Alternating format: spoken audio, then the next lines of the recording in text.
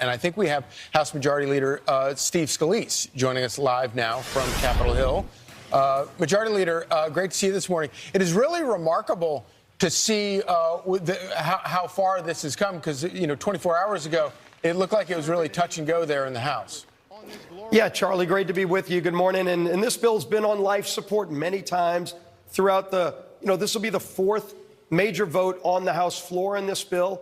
And it's always been tight. We have a tight majority, but we've always stuck together. We've come together when we needed to. And I will tell you, Donald Trump has been there every step of the way to make sure we got this bill to the next step. And the final step is going to be getting it to President Trump's desk in just the next 2 hours. How did you whip the votes? We were hearing yesterday 11 holdouts. We've heard fewer than that this morning when we were all waking up. How did you get them all to agree?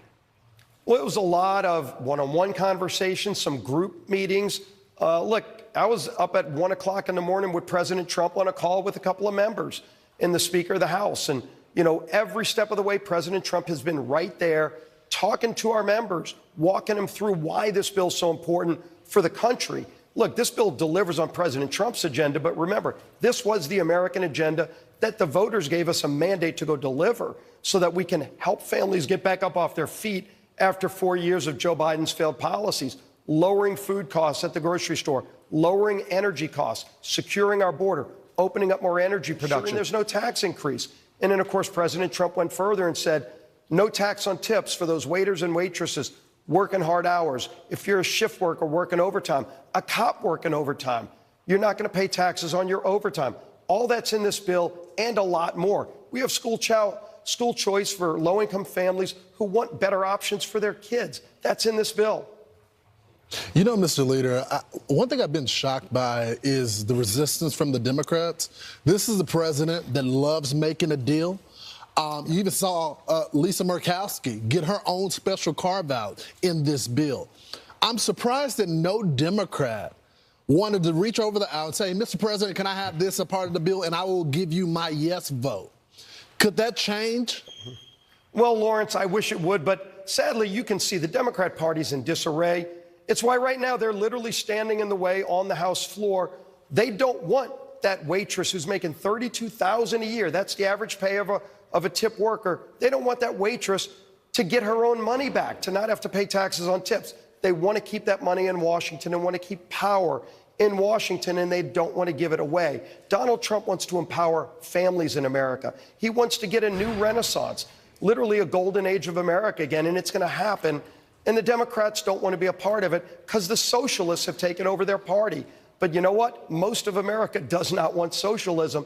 And that's why we won the majority, and that's why we're going to deliver on the promises that Donald Trump made and we made. Mr. Leader, can y'all end this debate that's happened? I mean, he's been talking for like 3 hours. We've heard all this stuff during the campaign. The American people rejected it. So, can y'all just vote to end the debate so we can get this bill done with? Yeah, it's going to end soon. But look, I mean, I think it's good that America gets to see it's the same lies, the same scare tactics that the American people rejected in November. Right. They have not understood why the American people said, we want Donald Trump and Republicans in Congress, and we're going to deliver today. Once they finish all of their lies and bloviating, we're going to deliver for those hardworking families.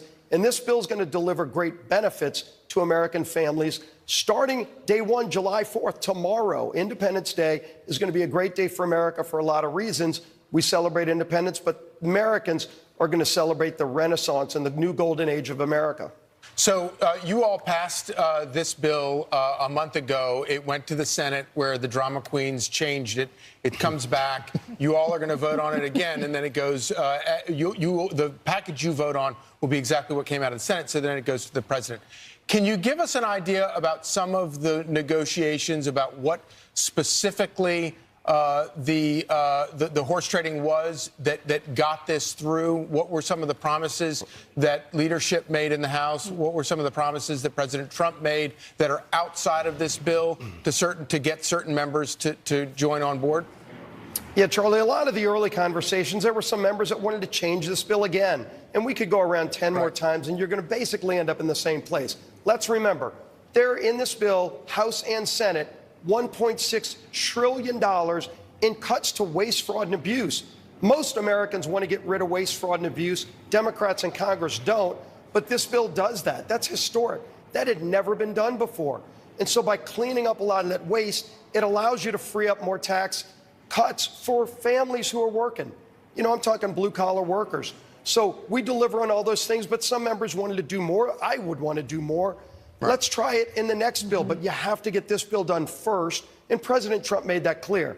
Let's get this bill signed and then go fight for the next things we want to do. And we're going to keep delivering wins for the American people. Right. I'm just curious, when we're watching Hakeem Jeffries, aren't y'all all like, stop, we want to go be with our families. Y'all been working 48 hours with no sleep. You deserve a vacation with your kids and your families. And many of y'all probably have airline flights to catch, and you can't because he's holding it up. I get that the Republicans have their time when in the, vice versa. But come on, 3 hours?